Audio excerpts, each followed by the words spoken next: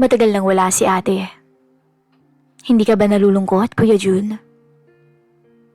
Kung gusto mo, pwede kong ialok yung sarili ko sa'yo. Habang wala pa siya. Dear Miss Kay, ako si June, 32 years old, isang guard dito sa bayan ng Angeles. 2 taon pa lang mula nang ikasal kami ni Alex. Ang aking asawa, 30 years old, at ngayon ay may 1 taon na mula nung pinanganak ang aming unang anak. Sa totoo lang, masaya na ako sa buhay namin. Kahit simpleng bahay lang, basta't buo kaming pamilya.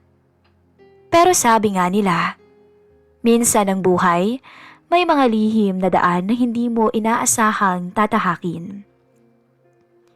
Si Alex, ang asawa ko, ay matyaga at masipag. Noong makatanggap siya ng alok na trabaho abroad, ako ang unang tumutol. Ayoko kasing mahiwalay siya sa amin, lalo na't maliit pa ang anak naming sinatnat. Pero sa huli, siya ang nagpilit. June, para naman to sa kinabukasan ng anak natin ng pamilya natin. Sayang naman, 2 taon lang naman ang kontrata. Sabi niya habang hawak ang kamay ko. Alam kong tama siya. Ang sahod ko bilang gwardya ay sapat lang sa aming pamilya. Hindi ito sasapat sa mas malaki pang pangarap namin. Pumayag ako, total, mabilis na lang naman ang 2 taon. Pero sa pag-alis niya, doon papasok pala ang kataksilang magagawa ko. Hindi ko sinasadya, Miss Kay. Yun naman ang laging sinasabi. Pero hindi ko talaga sinadya. Hindi ko intensyon. Basta't namalayan ko na lang ang sarili ko na si Jennifer, ang pinsan niya, ang kasalo ko na araw-araw sa kama. Uuwi ako ng bahay na may halik sa kanya at aalis na may halik na parabang kami ang mag-asawa. Noong umalis siya papuntang Middle East, naiwan ako rito kasama ng anak namin na 1 taon pa lamang. Mabigat sa dibdib ang bawat araw na hindi ko siya nakikita. Pero pinapalakas ko na lamang ang loob ko dahil alam kong para ito sa pamilya namin. Dito na pumasok sa eksena si Jennifer, ang pinsan ni Mrs. Nasa edad 24 pa lamang. At kababalik lang sa probinsya dahil nawala ng trabaho sa Maynila. Dahil wala pa siyang trabaho, inalok siya ng biyanan ko, nanay ni Mrs. na tumulong muna sa bahay at mag-alaga sa anak namin. Siyempre, malaking ginhawa yon para sa akin. Dahil sa trabaho kong panggabi at minsan ay pang-araw. Hindi ko kayang alagaan mag-isa ang bata. Noong una, mailap pa ako kay Jennifer. Tahimik kasi siya, mainhin at parang laging naiilang kapag kami lang ang magkasama sa bahay. Kuya June ang tawag niya sa akin. Tanda ng respeto. Lagi siyang abala, naglalaba, nagluluto, at nag-aalaga ng bata. Ako naman halos wala ng oras kundi trabaho at tulog. Pero habang tumatagal, nagkakapalagayan din kami ng loob. May mga pagkakataon, pag uwi ko ng madaling araw, sasalubungin niya ako ng kape. Hindi niya kailangang gawin yun, pero kusa niyang ginagawa. Baka pagod ka na kuya, magpahinga ka na muna. Ako na pong bahala kay Natnat. Madalas niyang sambit. At sa tuwing maririnig ko yon, may kung anong init sa dibdib ko. Hindi ko maipaliwanag kung pasasalamat lang ba o higit pa. Isang gabi, maagang natulog ang bata. Nakauwi rin ako ng mas maaga galing sa duty. Naabutan ko si Jennifer sa sala. Nakaupo habang nanunood ng TV.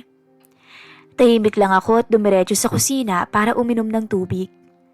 Doon ko napansin na halos siya na ang nag-aasikaso ng lahat. Mula sa paglilinis ng bahay hanggang sa pagpapakain sa bata, pati na rin sa akin. Bigla akong nahiya, parang masyado kong umaasa sa kanya kahit sabihing binabayaran naman namin siya buwan-buwan. Jen, baka nahihirapan ka na rito at baka naman naaabala ka na sa sariling plano mo sa buhay. Tanong ko. Kapag aalis ka na sabihin mo lang kung may nahanap ka na ibang trabaho. Sabi ko. Napalingon siya sa akin. Ngumiti lamang ng tipid. Hindi po Kuya Jun. Masaya naman po ako rito. At least nakakatulong din ako sa inyo ni Ate Alex. Sabi niya. Napatingin ako sa kanya. At doon ko unang napansin kung gaano siya kaganda sa simpleng paraan. Maputi si Jennifer. Mahaba ang buhok. At napakaganda kong ngumiti. Mainhin din siya. Mabilis kong iniiwas ang tingin ko. Hindi dapat ako nag-iisip ng ganoon. Dahil pinsan siya ng asawa ko. Dumaan pa ang mga linggo, naging mas natural na ang samahan namin. Minsan, magkasabay na kaming naghahanda ng hapunan. Madalas kaming nagkukwentuhan tungkol sa mga bagay-bagay. Tungkol sa kabataan niya, yung pangarap niya na magkapagtrabaho rin abroad balang araw, at ang paghanga niya sa tiyaga ni Alex. Tuwing maririnig ko ang pangalan ng asawa ko, parang nahati ang damdamin ko. Proud ako sa kanya. Pero may kirot din dahil siya ang dahilan kung bakit kami ni Jennifer ang palaging magkasama ngayon. Isang beses, nakita ko siyang tulala.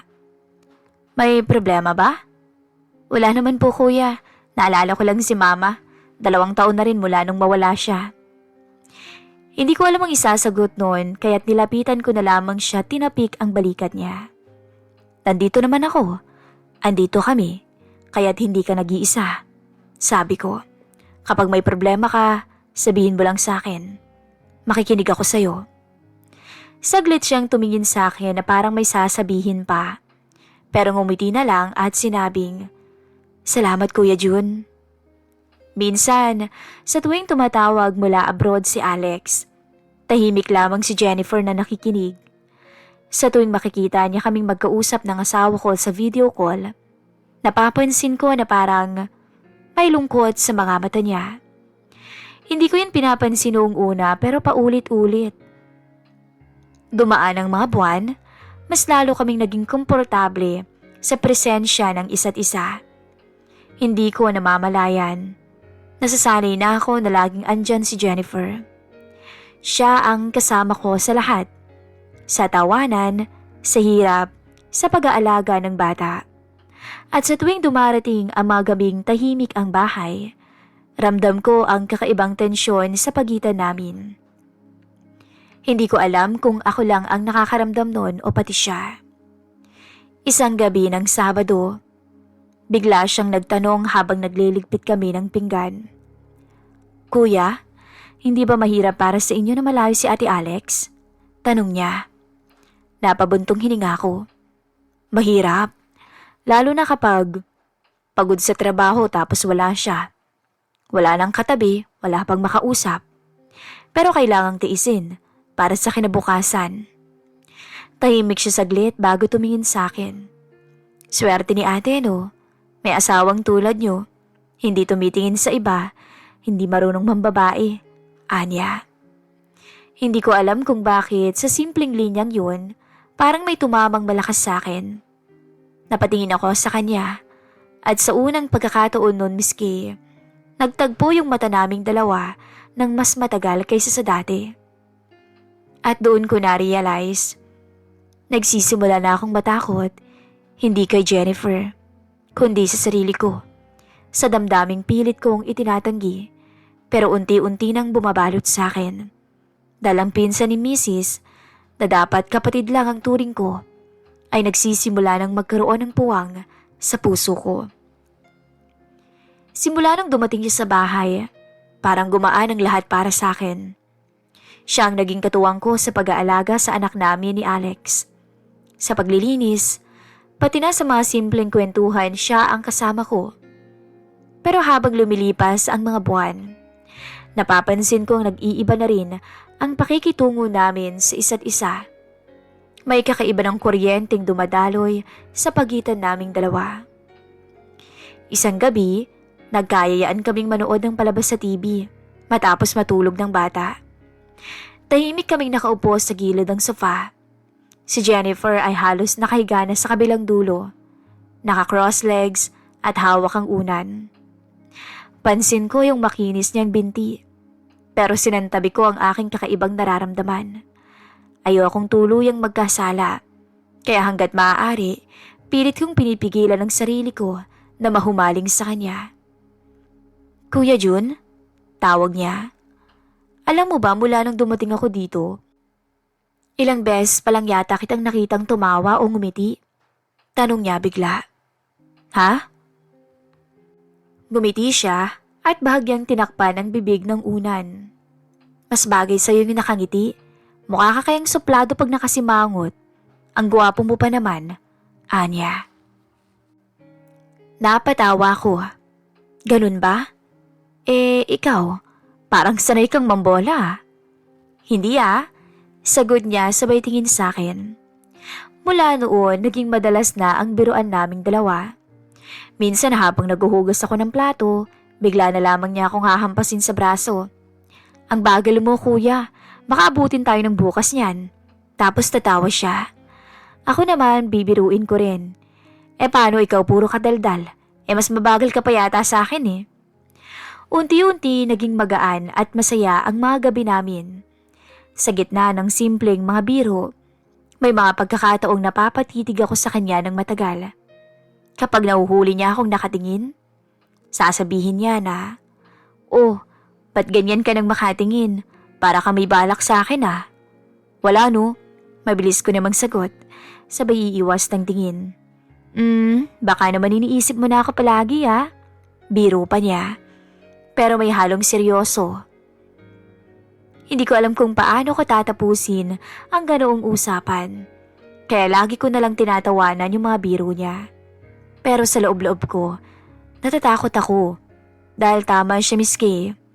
Madalas ko na nga siyang iniisip. Isang hapon ng linggo, nagyaya siyang bumili sa tindahan sa may kanto noon. Kasama pa namin ang anak ko. Tulog sa stroller. Habang naglalakad, bigla siyang nagtanong. Kuya Jun, hindi mo pa ako nakikitang iba? Natigilan pa ako. Iba? Paanong iba? Tanong ko. Alam mo na, hindi bilang pinsan ni Ate Alex, kundi bilang babae. Parang natuyon ako bigla ng laway. Hindi ko alam kung anong isasagot, kaya nagkunwari na lang akong nagbibiro.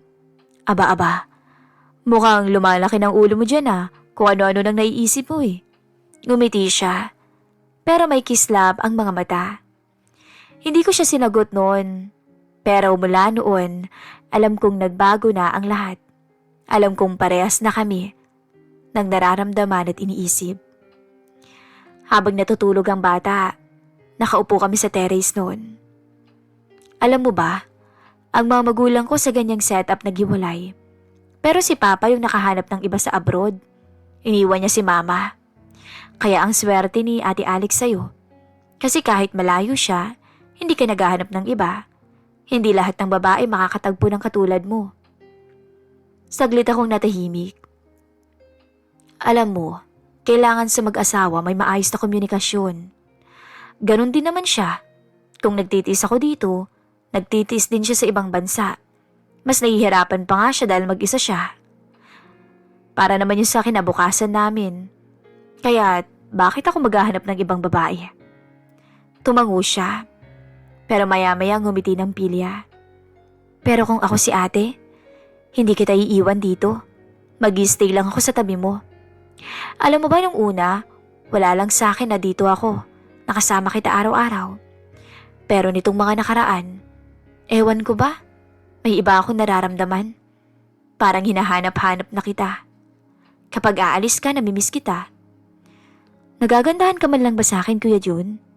I mean, napapansin mo ba ako? Kaya nga ako laging nag-aayos para mapansin mo Minsan nga, sinasadya akong magsuot ng maiksi. Para mapansin mo lang ako. Napatitig ako sa kanya. Hindi ko alam kung biro lang niya yon o may ibig nang sabihin. Ramdam ko yung init ng dugo ko pero pinilit kong umiwas. Jen, huwag ka naman ganyan. Bakit? Totoo naman ah. Totoo naman yung mga sinasabi ko. Sabi niya, sabay kagat pa ng labi. Minsan, sa mga ganoong sandali, nauhuli ko na lang ang sarili kong natutulala. At para bang may puwersang humihila sa akin, palapit sa kanya. Dumating ang isang gabi na halos bumigay ako. Galing ako sa mahabang duty. Pagod na pagod. Pagpasok ko sa bahay, nadatnan ko siyang nakaupo sa may sala. Nakasuot lang ng simpleng duster. Hawak niya ang anak namin na mahimbing na natutulog sa kandungan niya. Kuya, buti nakauwi ka na. Kanina ka pa hinihintay ni Natnat eh. Sabi niya, sabay haplos sa buhok ng bata. Lumapit ako at tumabi sa kanya. Saglit kaming natahimik. Nakatingin lang sa natutulog kong anak. Jen, bulong ko. Ang laki ng pasasalamat ko sa'yo. Salamat. Ngumiti siya. Hindi siya sumagot agad.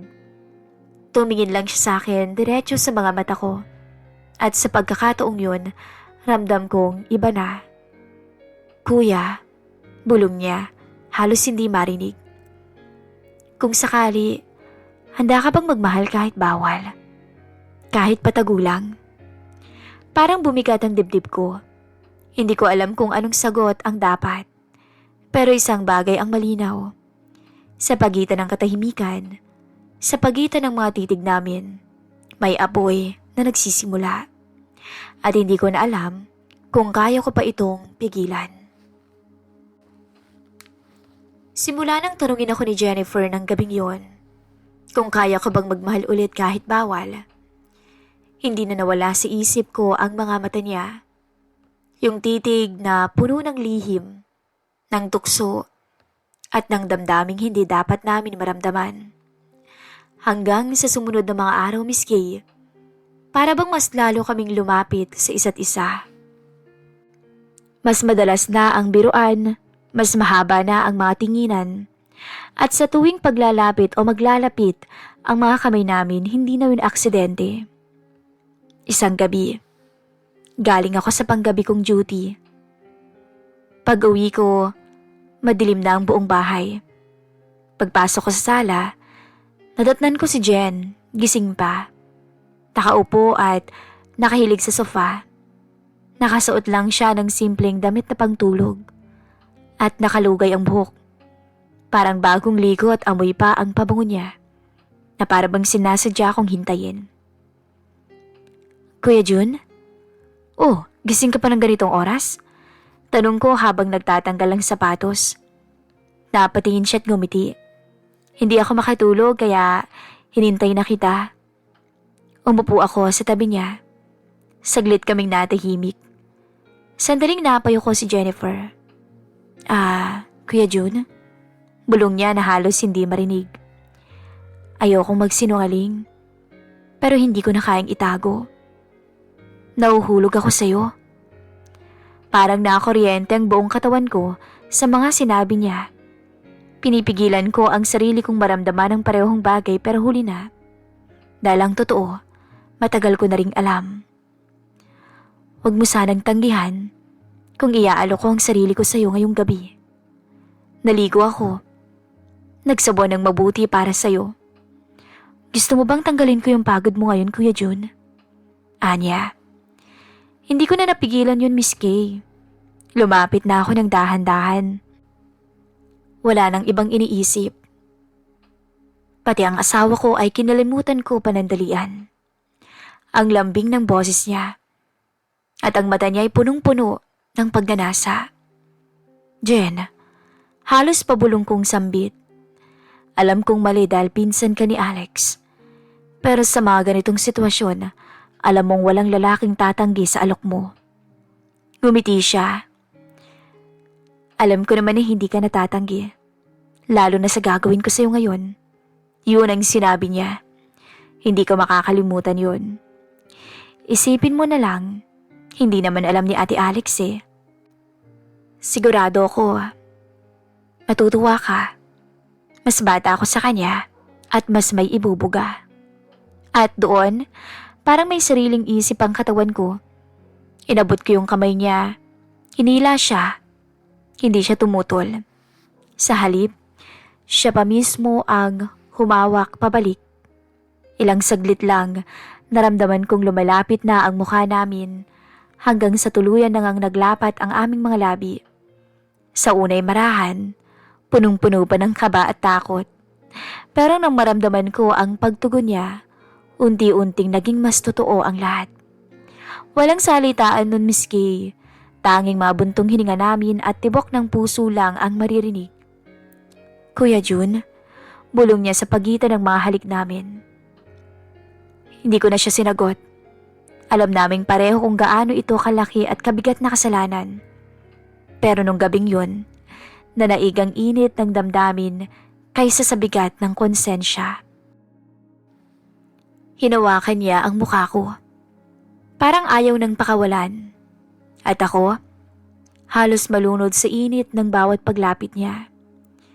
Sa gitna ng dilim ng sala, habang tahimik na natutulog ang anak ko sa kwarto, bumigay kami sa tukso. Ang lahat ng iniwasan naming pagtingin, lahat ng biro at pilyang usapan, lahat ng pinipigilang damdamin, doon lumabas lahat. Pagkatapos noon, tahimik lang kaming magkatabing nakahiga. Parehong hinihingal at parehong nakatitig. Parehong hindi makapaniwala. Kuya, mahina niyang sabi. Pinikit ko ang mga mata ko. Wala akong masabi. Ang alam ko lang, nangyari na ang hindi dapat mangyari. Napahigpit ang yakap ko sa kanya.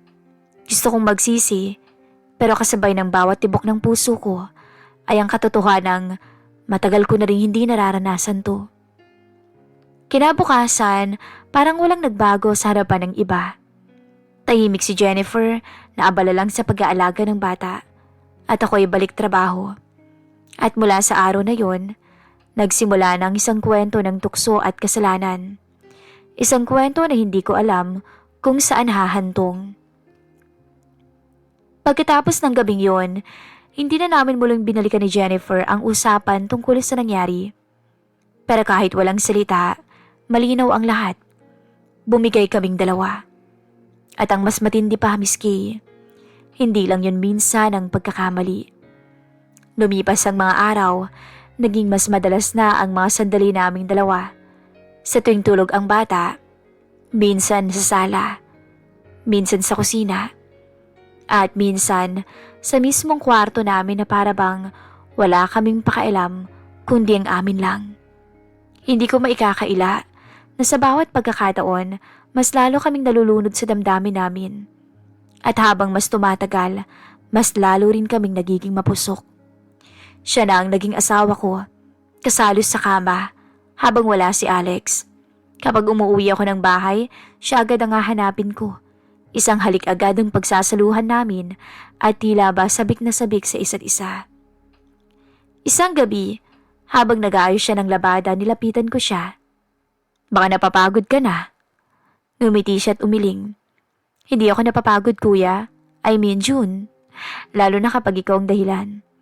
Masaya ako na. Masaya ka. Yun ang sinabi niya.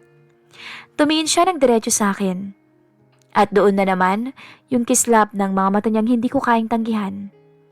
Hindi na ako nakapigil. Hinila ko siya palapit. At muling naganap ang bawal na sandali.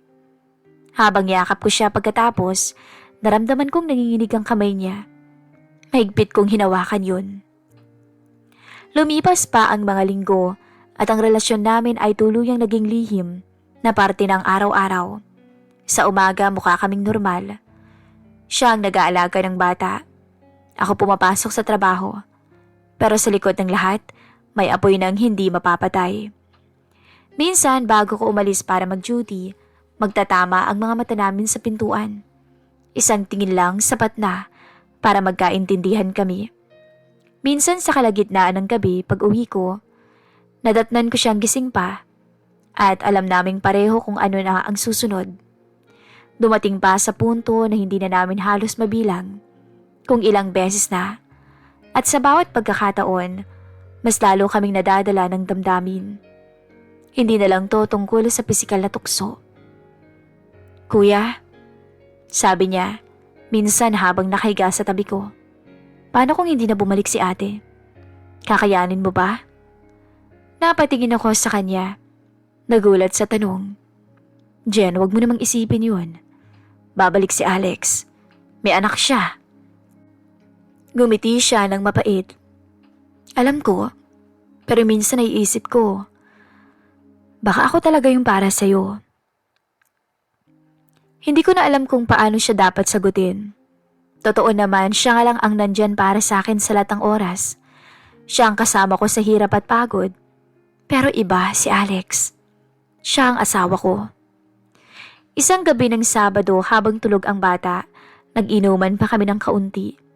Hindi naman kami lasing pero sapat para mas maging mas prangka kami. Hindi ko alam kung anong mas mabigat. Yung saya ng bawat sandali namin o yung bigat ng konsensya na dala ko sa tuwing naiisip ko ang asawa ko.